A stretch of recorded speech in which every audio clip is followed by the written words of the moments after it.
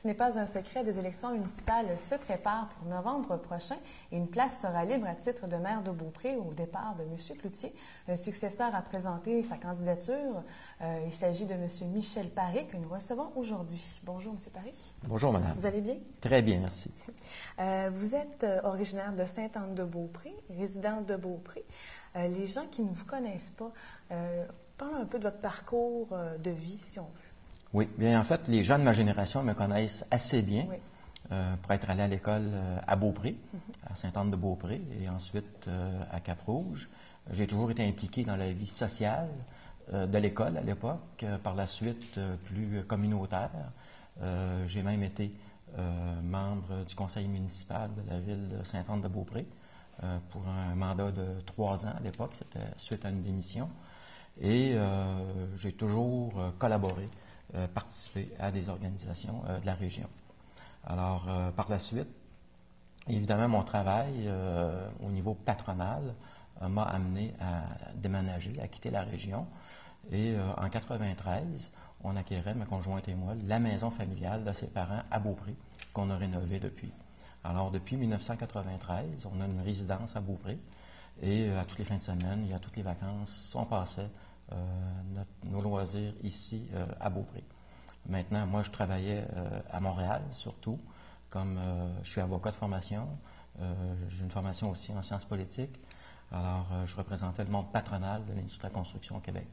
Alors, ce qui m'a amené à participer à une trentaine de commissions parlementaires à l'Assemblée nationale du Québec pour faire modifier certaines lois, certains règlements. Ce qui m'a amené également à participer sur de nombreux conseils d'administration. Des fois, c'est des conseils d'administration dont les nominations proviennent du gouvernement du Québec, la Commission de la construction du Québec, par exemple, pendant 8 ans, la Régie du bâtiment du Québec et le comité consultatif de l'époque, un mandat de 11 ans, finalement. Et j'étais aussi membre du conseil d'administration du Conseil du patronat, qui est la grande association patronale pour toutes les entreprises au Québec. J'étais membre du conseil d'administration pendant 18 ans. Et j'ai été aussi président, directeur général du Centre d'études et de recherche pour l'avancement de la construction au Québec, un mandat de 3 ans. J'étais aussi membre du conseil d'administration et président de l'Institut de médiation et d'arbitrage du Québec et de plusieurs autres conseils d'administration. De sorte que moi, j'ai l'habitude de faire de la représentation politique, de faire de la gestion également, parce que je dirigeais quand même une équipe d'une centaine de professionnels. On était dans une association patronale, une des plus grandes au Québec, qui était l'Association de la construction du Québec. On avait la responsabilité, entre autres, de négocier les conditions de travail des travailleurs de la construction.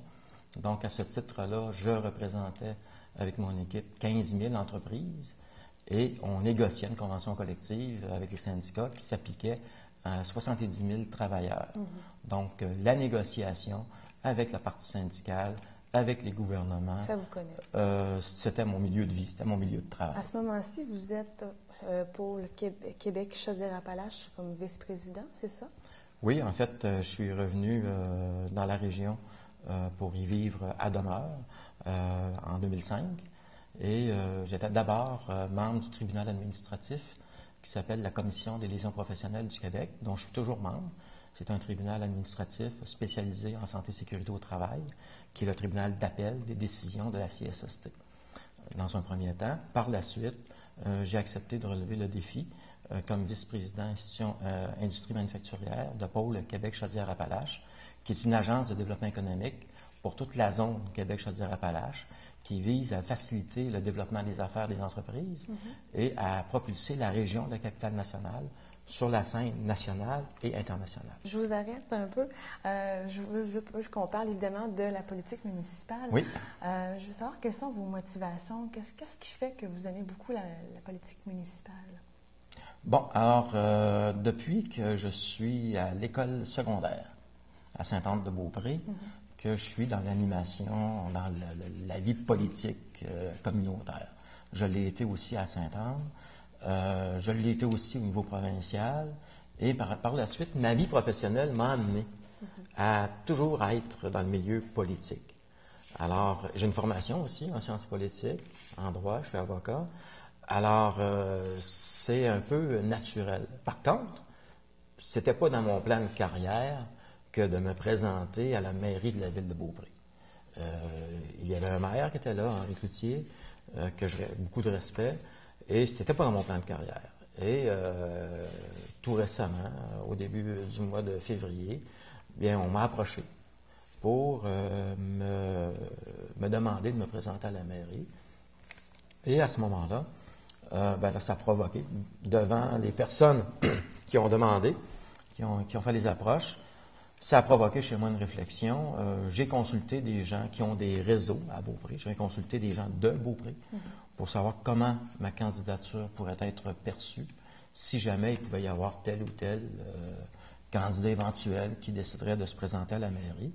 Et devant l'appui unanime que j'ai reçu, alors j'ai pris ma décision de me présenter, de relever le défi de la mairie pour simplement offrir à la population de Beaupré mes services, mes compétences, mes expériences pour les représenter dignement puis avec professionnalisme. C'est mon offre de service, dans le fond. On parle souvent d'une vision, hein? Et c'est sûr, il y a certains qu'il y a des projets à réaliser, mais je crois qu'on n'en est pas là en ce moment.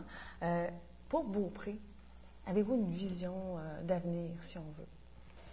Oui, j'ai une vision.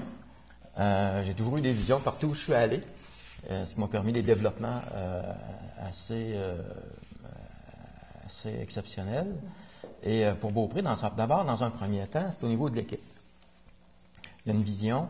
Je veux que le maire actuel a développé un leadership régional comme maire, comme préfet de la MRC, comme président de la conférence régionale des élus. Moi, je pense qu'on doit poursuivre un leadership qui soit visible, que les gens puissent nous voir, qui soit mobilisateur et qui regroupe, rassembleur. Donc, vraiment un travail d'équipe. Alors moi, je vais tendre la main aux membres du conseil municipal actuel et aussi aux autres personnes qui sont intéressées à la vie municipale et qui partagent les mêmes valeurs, partagent des valeurs communes de transparence, d'intégrité, de solidarité, d'animation de la vie sociale. Et je voudrais que chaque personne qui va faire partie de l'équipe avec moi puisse assumer des responsabilités qui leur soient claires et assumer de façon pleine et entière leurs responsabilités, quitte à ce qu'elles aient la responsabilité de défendre leur dossier sur la place publique. Vraiment un travail d'équipe collégial. Ça, c'est une première vision au niveau de l'équipe municipale.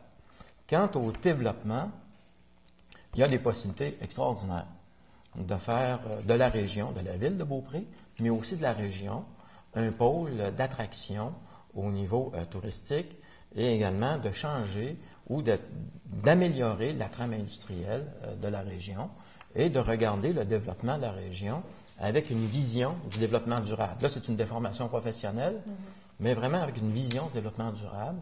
Et s'il y avait, par exemple, des édifices municipaux ou des équipements régionaux qu'on devrait construire sur le territoire, bien, il serait fort apprécié, fort intéressant et économiquement rentable de développer vers le développement durable et de développer vers des bâtiments verts et intelligents. On peut penser que vous opterez beaucoup plus pour le développement domiciliaire. Ce sera un de vos beaux projets, beaux défis, évidemment. Il y a beaucoup de développement domiciliaire qui se fait présentement à Beaupré. Il y a environ une douzaine de projets en cours ou qui viennent de se terminer ou en voie de réalisation. On va regarder. Évidemment, les projets qui sont en cours vont continuer, mais peut-être de regarder avec les promoteurs certaines façons différentes, de regarder vers le développement durable. J'assistais tout récemment à un colloque, et ça a passé dans le journal pour la Ville de Québec récemment, la Ville de Fribourg en Allemagne, la Ville de Dieppe ici, au Nouveau-Brunswick, et aussi Portland, Oregon. Alors, il y a des concepts de développement durable, il y a des projets qui se font à Montréal, à Québec, par exemple, avec la Cité verte. Moi, c'est mon univers. Alors, il y a des rentabilités économiques, et pour les promoteurs, et pour les municipalités, et pour les citoyens. Alors, pourquoi ne pas regarder des façons un petit peu différentes de faire les choses qui soient rentables pour tout le monde? Alors, je voudrais apporter un peu cette vision-là. et faire de la région de Beaupré vraiment un pôle attractif, oui, pour le développement domiciliaire, mais aussi on est une porte d'entrée. On est la porte d'entrée de Charlevoix et on est dans une zone de tourisme exceptionnelle. Au lieu d'arrêter au Tim Hortons, le touriste arrête chez Tim Hortons, prend son café puis continue directement dans Charlevoix. Pourquoi ne pas se regrouper ensemble pour donner une offre de services intégrée pour que les gens qui visitent la région arrêtent dans la région, ils passent quelques jours de plus. D'ici novembre, on pourra, en fait, vous êtes en train de préparer votre programme pour les élections qui s'en viennent. On aura l'occasion de se revoir d'ici là. Merci beaucoup, M. Parry. Au plaisir.